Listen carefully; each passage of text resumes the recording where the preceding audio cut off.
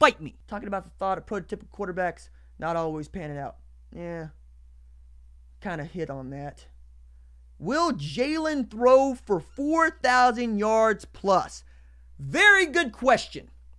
Because to look at Jalen Hurts is to not see a guy you would expect to throw for 4,000 yards. He's the kind of guy that you might actually expect to go for about 2,700 and maybe 700 on the ground, right? That's the kind of quarterback that you see just looking at the tape from him at Alabama when he was, an SEC player of the year, and he was the dude that actually led them to a national title, even though Tua Tagovailoa came in there late to win it for them.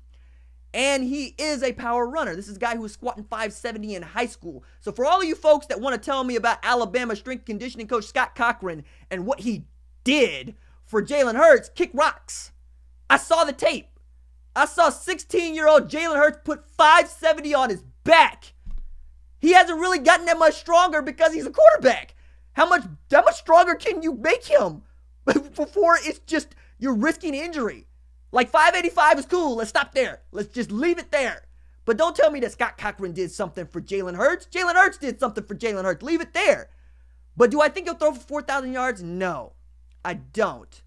I think that you have too many options at running back, and he is going to be too much of a game changer in the run game for him to have an opportunity to throw for 4,000 yards. Look at it this way. Kyler Murray only threw for 4,000 yards because he played, 1, in the Big 12 championship, and 2, in a college football playoff. Now, you can assume that Jalen Hurts is going to get there, but what you cannot assume is that he's going to be told to carry the squad in the way that Kyler Murray was, because Rodney Anderson was going to feature as a dominant force and weapon on that 2018 team, and when he blew out his ACL, the game didn't change. Lincoln looked and said, okay, I'm going to trust my quarterback to carry my offense. And even though you had a guy like Kennedy Brooks come on late, and you had Trey Sermon even when he was healthy, you only had 2 running backs that were healthy most of the way, and Kennedy Brooks, the only guy that was healthy the whole way. And now you got Kennedy Brooks, Trey Sermon, Ramondre Stevens. You also got Marcus Major, and you got TJ Pledger. You're going to use your running backs. You're going to run the ball. Lincoln wants to be balanced. He's demonstrated that with his play calling over the last 4 years. He's going to run a balanced attack. He's going to use the quality running backs and the quality run blocking of his offensive line to win football games. He's not going to necessarily make Jalen Hurts throw for 300 yards a game, which is basically what it would take for him to get to 4,000 plus, okay?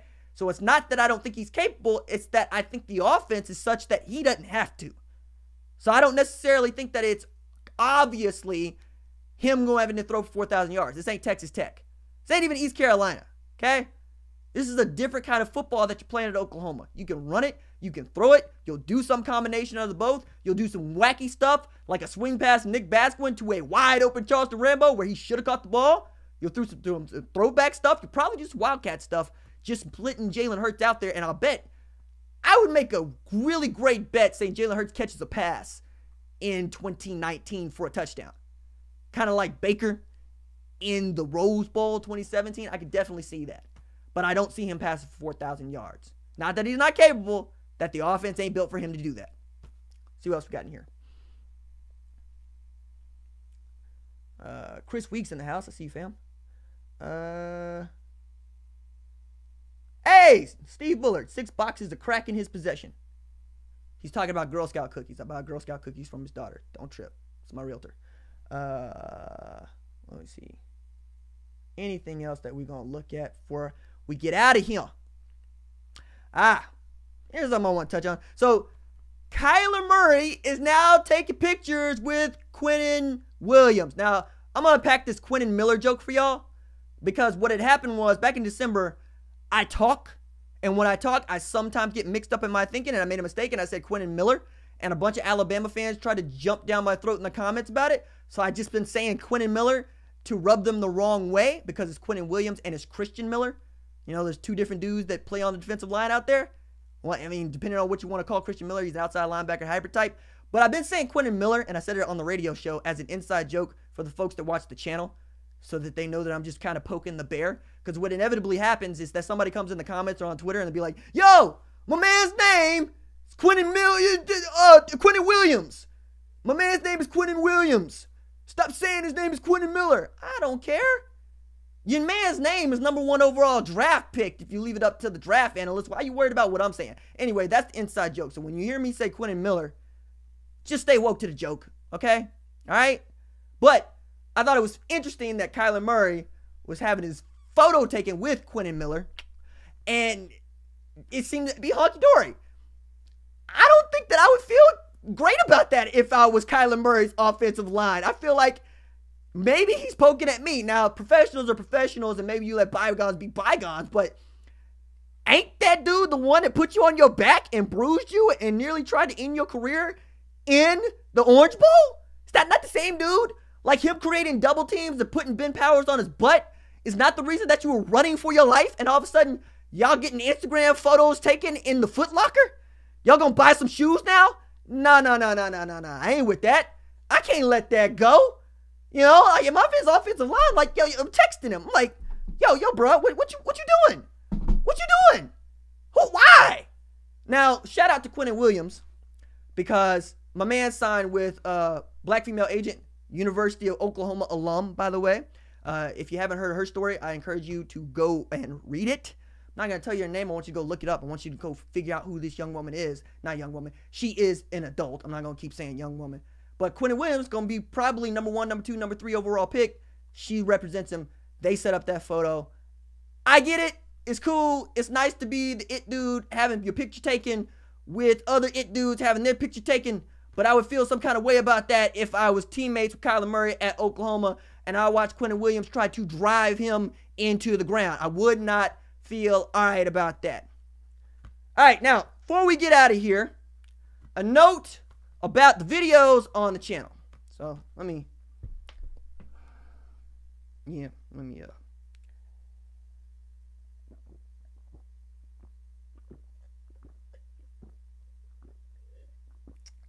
take all this Red Bull.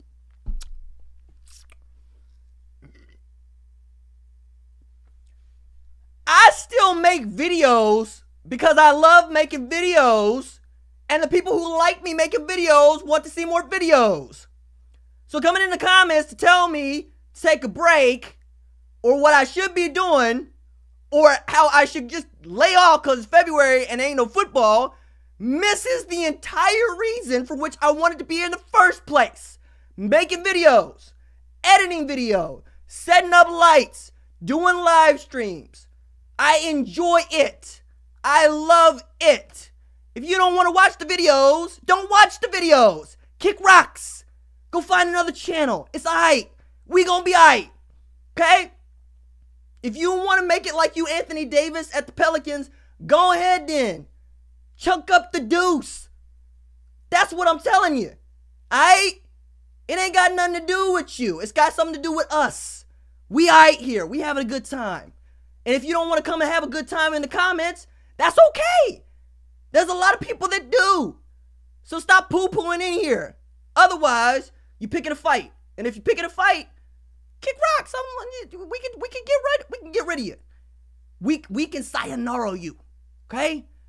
Otherwise, I appreciate y'all for being here, man. I'm having a lot of fun. We're going to have more fun. I mean, come spring game, we're going to have all the fun. And we're having so much fun on Fight Me on Sundays. My man Corey Hill, you're in the booth, 10 a.m. KYAL, the sports animal. I did a really cool thing this week. I was able to edit all this together with the radio show, present it like a simulcast on the channel. It's a very cool thing that our sponsors allow us to do. Man, I am going to just drill this radio show. I'm going to meet it in the hole. I'm going to blast it for a loss. I'm going to pick it up, I'm going to pat it on the behind, and I'm going to work it again next week.